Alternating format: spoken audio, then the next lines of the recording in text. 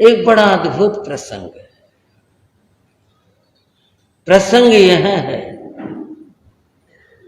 श्री राम, लक्ष्मण और भाई, उनके गुरु, ये सब जनकपुर से लौटे, विवाह करके लौटे, सीता को लेकर के आए। यहां अयोध्या में बड़ी तैयारियां थी, नववधु आ रही थी, उनके स्वागत में, सत्कार में बड़ी तैयारियां थी। आखिर महलों में पहुंचे, सीता आगे बढ़ी और आगे बढ़ करके उसने माता कौशल्या के चरण छुए, उसने आशीषें। और जब नववधु, ये संसार के रीति रिवाज आज भी हैं, उस समय भी थे, जो भी रहे होंगे, आशीषें दे। और उसके बाद में कुछ ऐसा रिवाज उस समय था, आज क्या है क्या कहूं, उनके झोली भरनी चाहिए, सुंदर आभूषणों से, मूल्यवान आभूषणों से, ऐसी चीजों से, धन से झोली भरनी चाहिए। और सीता ने झोली करी थी और माता कौशल्या सुंदर, श्रेष्ठ, मूल्यवान द्रव्य, वस्तु, आभूषण आदि हाथ में लेकर देने लगी। सीता ने अपनी झोली समेट ली, पीछे कर ली। ये क्या बात? ये तो बड़ा शुभ मौका होता है, जो भी दिया जाता है वो बड़ा सम्मान से लिया जाता है, और दिया भी उच्चतम जाता है, लिया भी बड़े सम्मान से जाता है। और यहाँ तो राजमहलों की बात थी, यहाँ तो किसी बात की कमी नहीं थी, और मूल्यवान से मूल्यवान चीज दी जा रही थी। और सीता ने कमाल कर दिया, झोली पीछे कर ली। माता कौशल्या नाराज नहीं, ये नहीं कहा ये क्या तमीज है, ये क्या कर रही है, क्या कर रही है, नहीं, ऐसा नहीं। बड़े प्यार से पूछा, बेटी क्या चाहती हो, बेटी क्या चाहती हो? तब सीता बोली, हाजिर माता, आज तो मैं मुंह मांगा चाहती हूं, आप जो दे रही हो मुझे स्वीकार है, लेकिन पहले मुझे मुंह मांगा दे दो, जो मैं मांगू, जो मैं चाहूं मुझे वो दे दो। अब बात बड़ी हो गई, मुंह मांगे में तो न जाने सीता क्या कह दी, क्या मांग ले। एक बार को मुश्किल पड़ी माता कौशल्या को भी ये कहते हुए, बोलो बेटी क्या चाहिए, बोलो वही मिलेगा। फिर भी उन्होंने मन में धैर्य रखकर पूछा, बोलो बेटी क्या चाहती, मेरे पास होगा तो मैं जरूर दूंगी, बोलो क्या चाहती। माता आपके पास में है, वही मांगूंगी। हाँ तो बोलो। सीता ने क्या कहा, माता आप मुझे ऐसा कोई मंत्र, ऐसी कोई चीज दो जिससे राम मेरे काबू में रहे। हाँ जी भाई, ऋषभ यार वाले, मेरी बहन हो, क्या मांग लिया, राम क्या रहे, आज की भाषा मेरी मुट्ठी में रहे, आज की भाषा। उन्होंने मुट्ठी शब्द का तो प्रयोग नहीं किया, पर यह बात रामायण की बात है। उन्होंने ये कहा कि राम मेरे काबू में रहे। सारी बहनें जब इस तरह से विवाह करके आती, वो भी यही सोचती हैं, आज हो चाहे वो जमाना हो, मेरा पति मेरे काबू में रहे, मेरा कहना माने, मेरे उसमें रहना चाहिए। यही बात उनके मन में भी थी, यही बात यहाँ भी थी, और आज भी यही सोचते, मेरे काबू में रहना चाहिए। और अगर कहो, मेरा विषय तो नहीं है, ना मैं ऐसी चर्चा करता, पर प्रसंग आ जाए तो कह भी लेता हूं, झगड़ा ही यही है। अगर लड़का अपनी पत्नी के माने तो मां यूं कहती है, लो एक दिन में बदल गया ये तो। और अगर अपनी मां के माने, वधू क्या कहती है, फिर मेरे को लाया किस लिए था, बुढ़िया का कहना ही मानना था, इसके कहने में चलना था, फिर मेरी क्या बात जरूरत। बात ऐसी कह दे कि आप मुझे ऐसा कोई मंत्र दो, आप मुझे ऐसी कोई चीज दो जिससे राम मेरे काबू में रहे। माता कौशल्या मुस्कुरा पड़ी इस बात के ऊपर और बोले, हाँ बेटी लो, बताती हूं मैं। अब ये मंत्र तो सबको पता चल जाए तो अच्छा ही है, काम आने वाली चीज है। तो घरों में किसी न किसी के तो काम आने वाली चीज है। वो बोली, बेटी लो मैं बताती हूं, सुनो। तब उसने एक मंत्र दिया माता कौशल्या ने, और वो मंत्र यह था, मधुर वचन, हमेशा मधुर बोलना, मीठा बोलना, राम तेरे काबू में रहेगा। बंधुओं, अद्भुत मंत्र है और ये सबके लिए है, केवल पति पत्नी के बीच की बात नहीं, सबके बीच की बात है।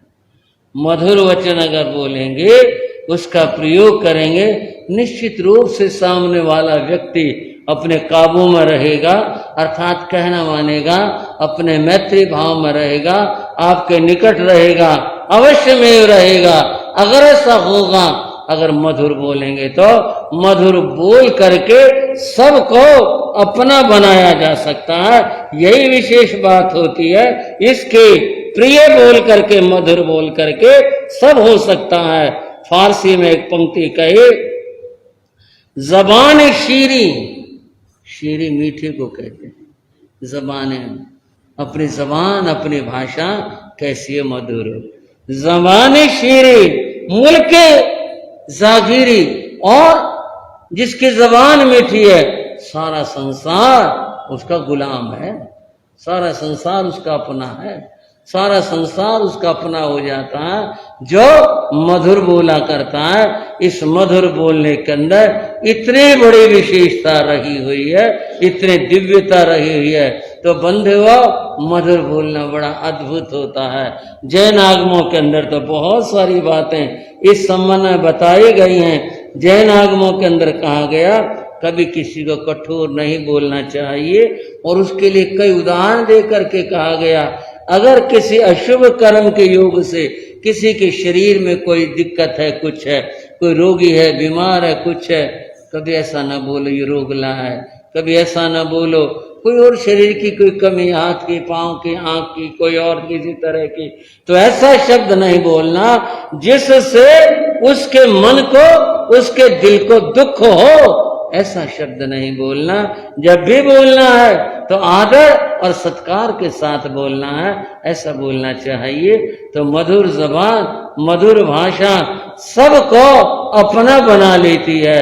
आज के इस भगवती सूत्र के प्रसंग में कि देवों को क्या कहें, क्या बोले, गौतम स्वामी ने अद्भुत बात पूछी भगवान से। यह शायद हो सकता है जो ठीक से न समझ पाए हो, उन्हें तो इस सहज सी बात लगी है, लेकिन भगवान ने कहा नहीं, कठोर वचन नहीं कहना, असत्य वचन नहीं कहना, मृदु यानी कोमल और सत्य वचन कहना, ये भाषा होनी चाहिए।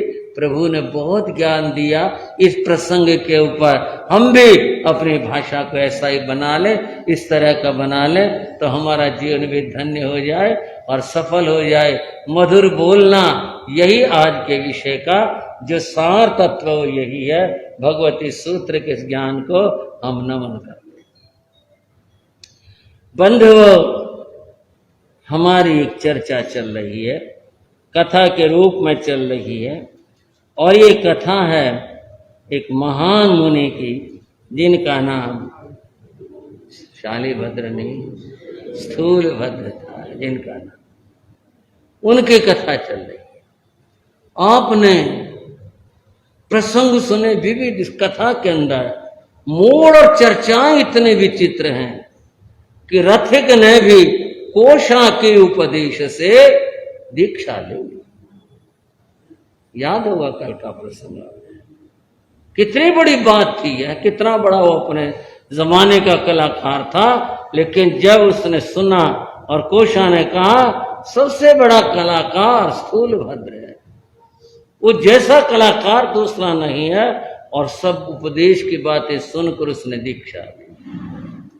अब कुछ समय इस तरह से सहज रूप से जीवन की नदी की धारा बह रही है, चल रही है।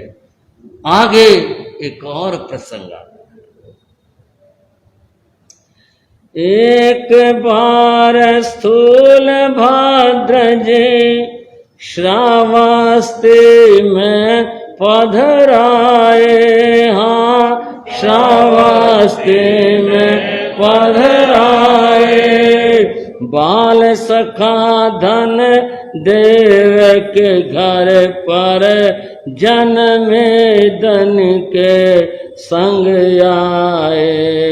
सखा के बारे में पूछा तो, सखा के बारे में पूछा तो, पत्नी नैनन भर भर आए। गए थे वो परदेश कमाने, घर की हालत कहीं न जाए। स्थूल भद्र मुनि विचरण करते हुए श्रावस्ती नगरी पर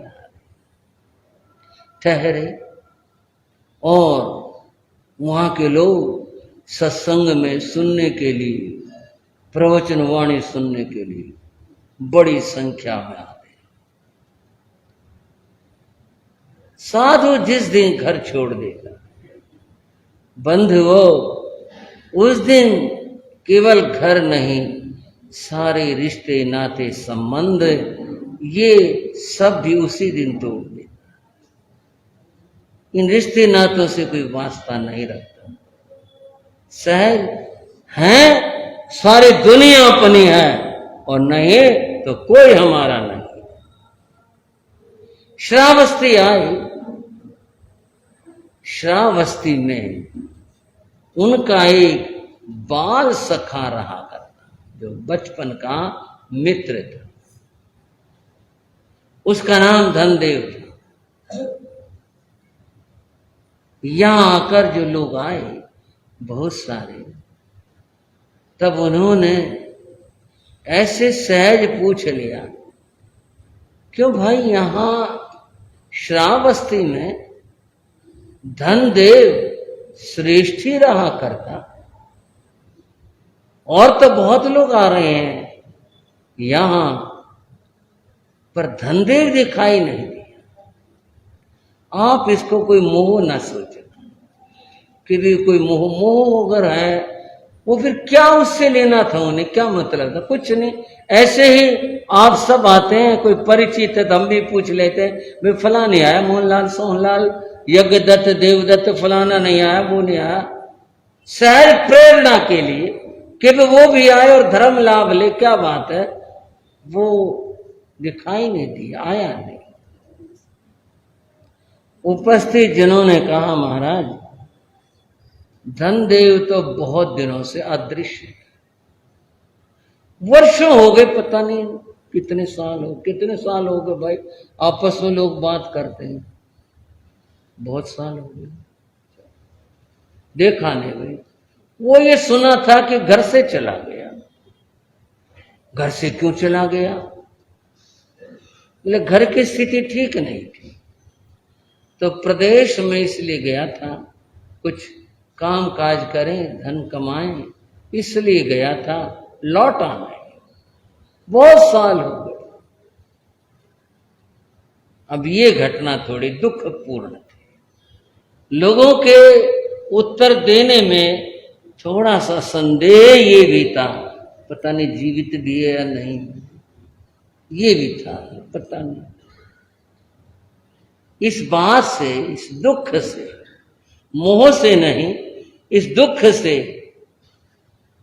स्थूल भद्र मुनि का मन भी दुखित हुआ, और ऐसी मुसीबत आ गई उसके ऊपर। वो तो श्रेष्ठ ही था, बहुत धनी आदमी था, ऐसी मुसीबत आ गई कि वो पैसा कमाने को और विदेश निकल गया, आज तक लौट करके नहीं आया। लोग ये कह रहे हैं पता नहीं जीवित भी है या नहीं है। कई बार लोग दुखी हो करके कुछ गलत कदम भी उठा लेते हैं कि ऐसा ना हो उसने कोई ऐसा कदम उठा लिया। आखिर कुछ तो पता चलता, कोई तो खबर आते, भाई मैं वहां हूं, ऐसे हूं, आऊंगा नहीं आऊंगा, अभी और समय लगेगा, मैं काम कर रहा हूं, कुछ तो सुख दुख की बात आदमी की सूचना दे। दयावश, करुणावश, मोहवश नहीं। फिर कह रहा हूं, मोह के कारण से नहीं, दयावश। शूलभद्र मुनि बोले, तो उसका घर परिवार तो होगा? हाँ, वो तो उसकी पत्नी है, होगा, लोग कहते हैं। हाँ वे एक दूसरे को कहते हैं, हाँ भैया घरवाला, हाँ घरवाले तो यही है उसकी, बच्चे, उसकी लड़की, बोले हाँ। करुणावश, फिर कह रहा हूं करुणावश, शूलभद्र मुनि बोले चलो मंगल पाठ सुना कर। अब ये बात कुछ आज के जमाने की कहूं या कुछ कहूं, थोड़ी निकट सी हुई। भाई दुखी परिवार के लिए, उस दुख भरे व्यक्ति के परिवार के लिए एक साधु का आशीर्वाद मंगल पाठ रूप होता है। और मुनि ने खुद का चलो मंगल पाठ श्रवण करने सुनाने के लिए चलते हैं, देखते। निर्धन के कहीं पूछ नहीं है, तिरस्कार सब करते हैं। हाँ, तिरस्कार सब करते हैं। अपने ही सब आंख चुराते, मददन किंचित करते हैं। गर्दिश में जब खड़े अकेले, पास न कोई आता है। पास न कोई आता है। दर पे लगा मखमल का पर्दा, जग उपहास उड़ाता है। जग उपहास उड़ाता है। मुनि बोले चलो उसके घर जाकर आ गए। दरवाजे के ऊपर मखमल का पर्दा लगा हुआ था। पर्दा तो ये बता रहा है कि कोई बहुत ही संपन्न धनाढ्य घर है, लेकिन बस वो पर्दा ही पर्दा था। और पर्दा बना रहे, पर्दा ढका रहे किसी का, यही अच्छा। किसने आवाज दी? अंदर से उसकी पत्नी आई, पर्दा हटाया, साधु को खड़े पाया, हाथ जोड़े, प्रार्थना की, गुरुदेव अंदर पधारो। मुनि अंदर आ गए। पत्नी भी नहीं जानती ये मेरे पति के मित्र हैं। उसने तो सहज भाव से घर आए हुए संत का जैसे आदर मान, आहार पानी आदि से पूछ करके सत्कार करते हैं, वही कहा। मुनि बोले, बहन तुम तो मुझे नहीं जानती होगी। हाँ गुरु महाराज, आप गुरु महाराज हो, आपको कौन नहीं जानता? नहीं, तुम नहीं जानते। धनदेव मेरा बचपन का मित्र था, आज मैं संत हूं, वो गृहस्थ है। उस मैत्री से तो कोई अर्थ नहीं रहा, लेकिन परिचय तो है ना। वो कहाँ है? बस ऐसा पूछना था, कहाँ है अब? उसकी तो आंखें बरसती, रोकर बोली, महाराज पता नहीं, उनका नहीं, कुछ भी नहीं पता। फिर भी कोई समझ नहीं, जब से घर से गए हैं कोई समाचार उनका नहीं। ऐसी क्या बात होगी जो घर से जाना पड़ा? हमारा नुकसान हो गया था। अभी हानि लाभ किसी के हाथ तो होते नहीं, हो गया नुकसान, भारी नुकसान हो गया। दुकान थी, जो कुछ थी वो बिक गई। एक रहने का भी पुराना सा मकान बचा था, बस ऐसी स्थिति थी। इस स्थिति में धनदेव घर पर ये कहकर गया था, मैं कुछ काम देखूं, यहाँ तो काम चलना मुश्किल है, क्योंकि सब परिचित हैं, सब लोग ऐसे हैं, कहीं और जगह जाके काम करता हूँ। वो चले गए थे, आज तक उनका कोई पता नहीं।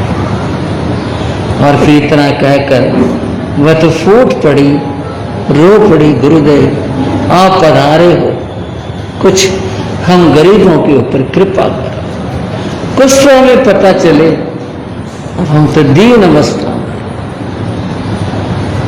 आपने स्थूल भद्र मुनि की साधना सुनी, तपस्याएं सुनी, 11 अंगों का अध्ययन किया, ये सुना और बातें सुनी। अब यहां उनके जीवन का एक और पहलू है, तो यह है, हाँ जी, वो भी जानते थे जिसके लोग बहुत पूछ रहे थे, हमारे जी ज्योतिष भी जानते थे। उन्होंने तत्काल स्वर लगा, वो जीवित है। बहन अपने जेठ पति के लिए आंसू नहीं गिराते हैं, उसने आंसू पहुंचे, गुरुदेव कभी मैं अपने पति को देख सकूंगी? दूसरी बार पलकें झुकाई, हाँ वो निकट में ही घर पर लौट आएंगे। इतनी बड़ी सुखद समाचार और खुशी की बात, वो तो धन्य धन्य हो गई। बार बार धरती पर माथा टेके, बार बार कहे मैं अपनी आंखों से उन्हें देख पाऊंगी, बार बार आंखें पहुंचे। एक नजर डाली घर के ऊपर, बहन ये जो तुम्हारे घर में एक खंबा खड़ा हुआ था, जैसे पहले शैतीर होते थे, शैतीर के स्पोर्ट खंबे से दी जाती थी। आजकल तो वैसे बीम डालते हैं, गडर लगाते हैं। उस जमाने में लकड़ी के मोटे मोटे शैतीर होते थे, शैतीर को स्पोर्ट देने के लिए वो दिए जाते थे खंबे। ये खंबा तो खड़ा हुआ है, हाँ गुरुदेव बस इन्हीं की छाया में जी रहे हैं, समय काट रहे हैं। तो ये तुम्हारे पति ने ये बनवाया था? ना महाराज, ये तो हमारा पुश्तों से पुराना मकान है, नया तो बिक गया था ना, अब तो फिर हम यहाँ चले आए थे इस वाले में। पहले तो यहाँ सेवक रहा करते, अब हम ही सेवक हैं दुनिया के, मैं इधर उधर काम करती हूँ। तो ये जो खंबा यहाँ लगाया गया, ये मतलब तुम्हारे पति ने नहीं लगाया? नहीं जी, उन्होंने नहीं, उनके पिता ने या बाबा ने, उस जमाने की चीज है। अच्छा, तो उन्होंने लगाया ये खंबा? हमारा जिन्होंने लगाया होगा। तो इसके बारे में कहीं बही में, किसी खाते में कहीं कुछ लिखा हुआ भी है ना? हमारे इसके बारे में क्या लिखना है, इसके बारे में कोई नहीं भी। इन खंभों में कुछ नहीं, कभी कुछ और सोचो। पर वो बता रहे थे, बोले अच्छा ये खंबा ये है वो है। बोले हाँ गुरुदेव, ठीक, ये खंबा काफी पुराना है। इसका मतलब पुराना तो है गुरुदेव, जब ये मकान बना था, जब ये तभी का लगा हुआ है। ठीक, मंगल पाठ सुना दिया। मंगल पाठ सुना करके मुनि चले। गुरु का आना, मुनि का आना, दर्शन देना, ये सौभाग्य की बात है। और समझो दुर्भाग्य का अंधेरा छट जाता है ऐसी स्थिति में। और गुरु आए, दर्शन देने आए, और फिर उन्होंने कृपा भी कर दी कि वो जीवित है। पूज्य गुरु महाराज योगीराज जी की स्मृति हो आई। प्यार से एक बार बोलो, फिर सुनाऊंगा। बोलो गुरुदेव योगीराज श्री राम निराल जी महाराज के। कोई कहानी नहीं, घटना।